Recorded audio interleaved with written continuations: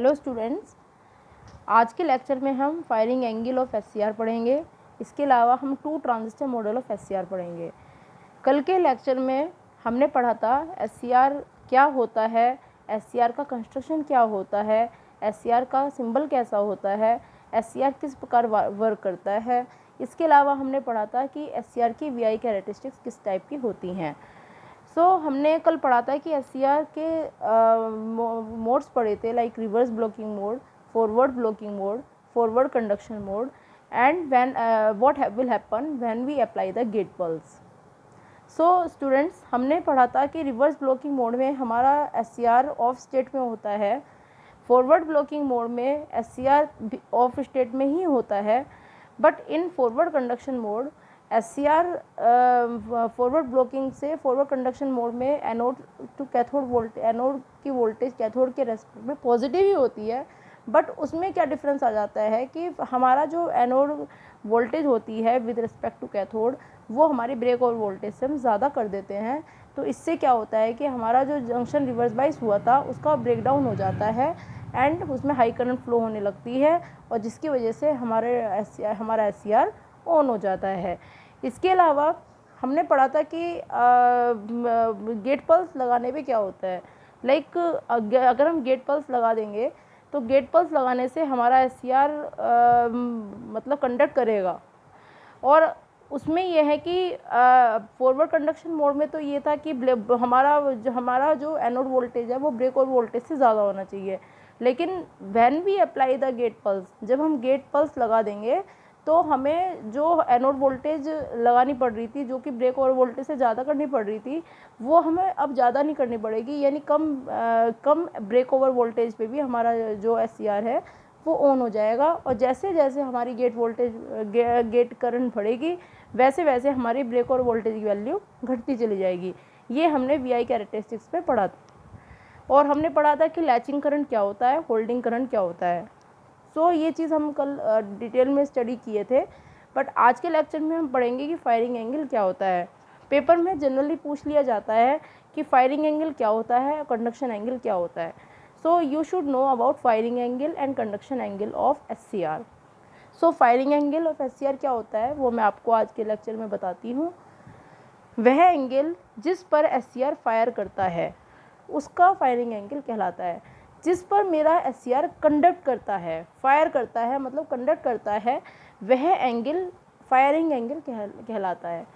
कहने का तात्पर्य यह है कि एससीआर के फॉरवर्ड बाइस होने के बाद भी, अर्थात उसके एनोड के कैथोड के फॉरवर्ड सापेक्ष अधिक वोल्टेज होने के बाद भी, मतलब anode voltage with respect to cathode positive होने के बाद भी वह तुरंत फायर नहीं होता, मतलब वह तुरंत ऑन नहीं होता। ये मैंने आपको भी बताया था फॉरवर्ड ब्लॉकिंग मोड में कि एनोड हमारा पॉजिटिव है विद रिस्पेक्ट टू कैथोड, लेकिन स्टिल हमारा एससीआर ऑफ ही रहेगा, हमारा एससीआर काम नहीं करेगा, क्योंकि J1 J3 जंक्शन फॉरवर्ड बाइस हुए हैं लेकिन J2 जंक्शन अभी भी रिवर्स बाइस है, जिसकी वजह से हमारा एससीआर ऑफ स्टेट में रहेगा।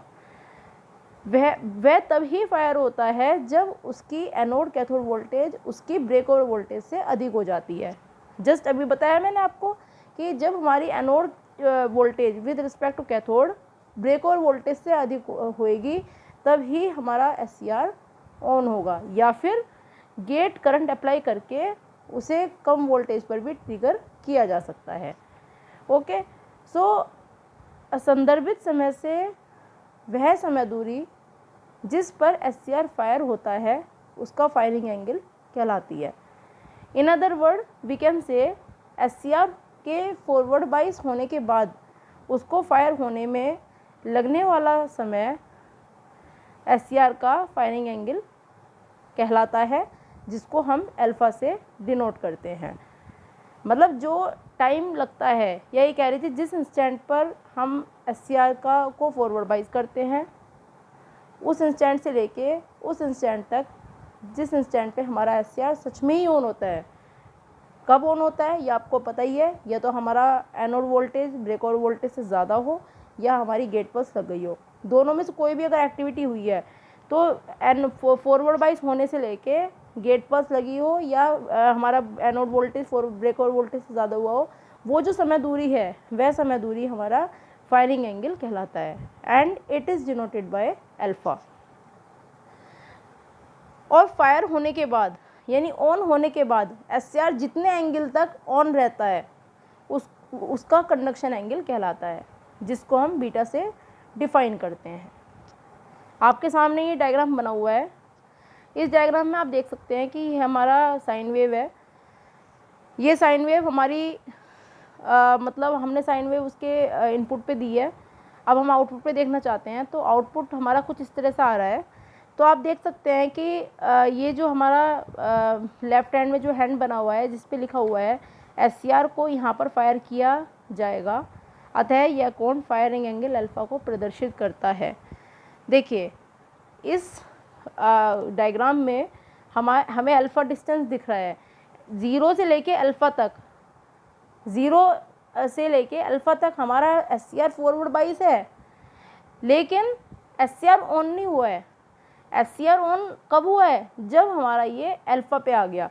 जैसे ही अल्फ़ा पे आ गया मतलब इस वाले पॉइंट पर हमारे SCR को गेट पल्स मिल गई, या SCR का जो एनोड वोल्टेज है विद रिस्पेक्ट टू कैथोड वो हमारा ब्रेक ओवर वोल्टेज से ज़्यादा हो गया।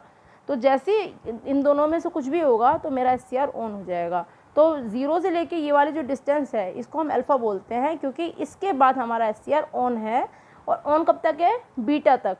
बीटा कौन सा एंगल बताया मैंने? Conduction angle. अब मेरा ऑन चल रहा है, ठीक है। इसका मतलब जहाँ तक ऑन है, जहाँ तक मेरा SCR कंडक्ट कर रहा है वो डिस्टेंस मेरा बीटा कहलाता है। फिर उसके बाद ये डिस्टेंस अल्फ़ा हो गया नेगेटिव हाफ में, इस हाफ में मेरा SCR कंडक्ट नहीं कर रहा है।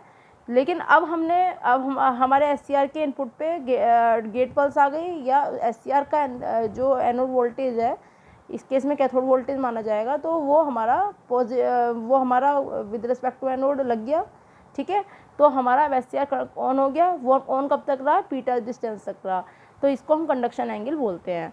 तो लिखा भी है राइट हैंड साइड पे कि फायर होने के बाद वह एंगल बीटा द्वारा दर्शाई गई समय अवधि के लिए ऑन रहता है। मतलब फायर होने से के बाद बीटा समय अवधि तक वो ऑन रहेगा, उसके बाद वो ऑफ हो जाएगा। ऑफ होने के बाद फिर ब्रेक ओवर वोल्टेज से ज़्यादा होना चाहिए एनोड वोल्टेज, उसके बाद वो ऑन हो जाएगा, उसके बाद वो बीटा डिस्टेंस तक ऑन रहेगा, तो उसको कंडक्शन एंगल कहा जाता है। सो ये जो ग्राफ है वो रिप्रेजेंट कर रहा है अल्फ़ा और बीटा को SCR के लिए, ठीक है। अल्फ़ा फायरिंग कोण है और बीटा चालन कोण है। चालन कोण मतलब कंडक्शन एंगल।